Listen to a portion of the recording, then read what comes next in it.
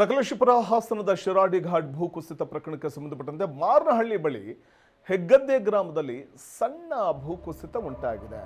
ಎತ್ತರದ ಗುಡ್ಡದಿಂದ ಮಣ್ಣು ಹಾಗೂ ಮರಗಳು ಕೆಳಗೆ ಬೀಳ್ತಾ ಇವೆ, ರಸ್ತೆಗೆ ಬೀಳ್ತಾ ಇವೆ. ಭೂಕುಸಿತ ಆದಂತಹ ಸಂದರ್ಭದಲ್ಲಿ ಮಾರನಹಳ್ಳಿ ಬಳಿಯ ಹೆಗ್ಗದ್ದೆ ಗ್ರಾಮದ ಬಳಿ ಸಣ್ಣ ಭೂಕುಸಿತ ಉಂಟಾಗಿದೆ.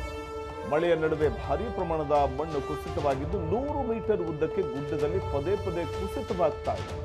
ಹಾಗಾಗಿ ಆ ಗುಡ್ಡದ ಅಕ್ಕಪಕ್ಕದಲ್ಲಿರುವಂತಹ ಮನೆಗಳು ಅಥವಾ ಗುಡ್ಡದ ಬುಡದಲ್ಲಿ ಏನು ಮನೆ ಮಾಡ್ಕೊಂಡಿರ್ತಾರಲ್ಲ ಅಂಥ ಮನೆಗಳ ನಿವಾಸಿಗಳಿಗೆ ಮನೆಯನ್ನ ತೊರೆಯಿರಿ ಅನ್ನುವಂಥ ಸೂಚನೆ ನೀಡಲಾಗಿದೆ. ಗುಡ್ಡದ ಮೇಲ್ಭಾಗದಲ್ಲಿರೋ ಮೊಬೈಲ್ ಟವರ್ ಬೀಳುವಂತಹ ಒಂದು ಆತಂಕ ಕೂಡ ಇದೆ.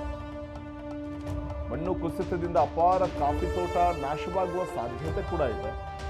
ಮಳೆ ಹೆಚ್ಚಳದಿಂದ ಶಿರಾಡಿ ಘಾಟ್ ಗುಡ್ಡ ಕುಸಿತ ಪ್ರಕರಣಕ್ಕೆ ಸಂಬಂಧಪಟ್ಟಂತೆ ಬೆಂಗಳೂರು ಮಂಗಳೂರು ಮಾರ್ಗದ ಸಂಚಾರದಲ್ಲಿ ಈಗ ಆತಂಕ ಶುರುವಾಗ್ತಾ ಇರುವಂಥದ್ದು ನೋಡಿ. ದೃಶ್ಯದಲ್ಲಿ ಗಮನಿಸ್ತಾ ಹೋಗ್ಬೋದು. ಗುಡ್ಡ ಕುಸಿತವಾಗಿರುವಂಥ ರಸ್ತೆ ಮೇಲೇ ಗುಡ್ಡ ಕುಸಿದಿದೆ, ರಸ್ತೆ ಮೇಲೇ ಮಣ್ಣು ಬಿದ್ದಿದೆ.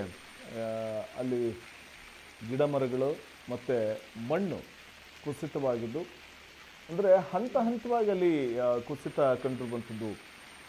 ಈಗ ಇಲ್ಲಿ ನಾವು ಈ ದೃಶ್ಯದಲ್ಲಿ ಗಮನಿಸ್ತಾ ಇದ್ದೀವಲ್ಲ, ಇಲ್ಲಿ ಕುಸಿತ ಆದರೆ ಇನ್ನೊಂದು ಅರ್ಧ ಕಿಲೋಮೀಟರ್ ಹೋದರೆ ಅಲ್ಲಿ ಸ್ವಲ್ಪ ಕುಸಿತ ಆಗಿರುವಂಥದ್ದು ಮಣ್ಣು, ಇನ್ನೊಂದು ಅರ್ಧ ಕಿಲೋಮೀಟರ್ ಹೋದರೆ ಅಲ್ಲಿ ಸ್ವಲ್ಪ ಮಣ್ಣು ಕುಸಿತವಾಗಿದೆ. ಈ ರೀತಿಯಾಗಿದೆ. ಹಾಗಾಗಿ ಈ ರಸ್ತೆಯಲ್ಲಿ ವಾಹನ ಸಂಚಾರ ಮಾಡಲಿಕ್ಕೂ ಕೂಡ ಅಸಾಧ್ಯ ಅನ್ನುವಂಥ ಒಂದು ಮಾತು ಕೂಡ ಇದೆ. ಯಾಕೆಂದರೆ ಯಾವ ಕ್ಷಣದಲ್ಲಿ ಅಪಾಯ ಮೈ ಮೇಲೆ ಎಳ್ಕೊಂಡಂತಾಗ್ಬಿಡುತ್ತೋ ಅನ್ನುವಂಥ ಒಂದು ಆತಂಕ.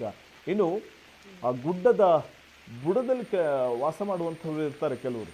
ಸೊ ಅಂಥವ್ರಿಗೆ ಸುರಕ್ಷಿತ ಸ್ಥಳಕ್ಕೆ ತೆರಳಿ ಅನ್ನುವಂಥ ಸೂಚನೆ ಕೂಡ ಕೊಡಲಾಗಿದೆ. ಅಪಾರ ಪ್ರಮಾಣದ ಮಳೆ ಬೀಳ್ತಾ ಇರೋದ್ರಿಂದ ಗುಡ್ಡದ ಪಕ್ಕದಲ್ಲಿರುವಂಥ ನಿವಾಸಿಗಳಿಗೆ ಮನೆಗಳನ್ನು ತೊರೆಯಿರಿ ಅಂತ ಹೇಳಿದರೆ, ಮತ್ತೊಂದು ಕಡೆ ಮೊಬೈಲ್ ಟವರ್ ಇದೆ ಗುಡ್ಡದ ಮೇಲೆ, ಅದು ಯಾವ ಕ್ಷಣದಲ್ಲಿ ಕೂಡ ಬೀಳಬಹುದು. ಬಿದ್ದರೆ ಅಪಾರ ಹಾನಿಯಾಗುವಂಥ ಸಾಧ್ಯತೆ ಇರುತ್ತೆ. ಹಾಗಾಗಿ ಸುರಕ್ಷಿತ ಸ್ಥಳಕ್ಕೆ ತೆರಳಿ ಅನ್ನುವಂಥ ಸೂಚನೆಯನ್ನು ಈಗಾಗಲೇ ಜಿಲ್ಲಾಡಳಿತ ನೀಡಿದೆ ಸ್ಥಳೀಯರಿಗೆ. ಇನ್ನು ಈ ಒಂದು ರಸ್ತೆಯಲ್ಲಿ ವಾಹನ ಸಂಚಾರ ಅಪಾಯಕ್ಕೆ ಆಹ್ವಾನ ಕೊಟ್ಟಂತಾಗುತ್ತೆ ಅನ್ನುವಂಥ ಕಾರಣಕ್ಕೆ ಪರ್ಯಾಯ ಮಾರ್ಗದ ಮೂಲಕ ವಾಹನ ಸಂಚಾರಕ್ಕೆ ಅವಕಾಶವನ್ನು ಕಲ್ಪಿಸಿಕೊಡುವಂತಹ ಸಾಧ್ಯತೆಗಳು ಇದೆ.